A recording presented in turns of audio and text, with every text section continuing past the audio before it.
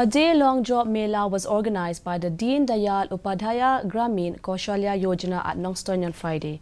Held at New Nongstoin Playground, the job mela was inaugurated by the Block Development Officer of Nongstoin CNRD Block, T. Diengan, in the presence of L. Merthong, BDO of Amautat Raishan, B. Marbanyang, DPM, J.C. Lohani, Chief Operating Officer, DDU-GK, Y and others. Addressing the gathering, Diengan said that the government of India has set up the DDU-GKY to promote the youths in the entire country, especially in the rural areas. According to P. Lingwa, block coordinator of Amautat Raishan, 25 candidates have been confirmed placements by the 14 companies.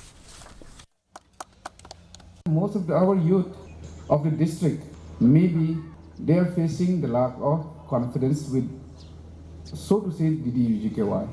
And since this is the chance for them indeed to attend and then take the opportunity and grab the chance of having so many stall and then get themselves acquainted with so many job opportunities. But then I would urge people of the youth of the district, whoever can hear my voice, they can come and join and witness such opportunities that are waiting for them.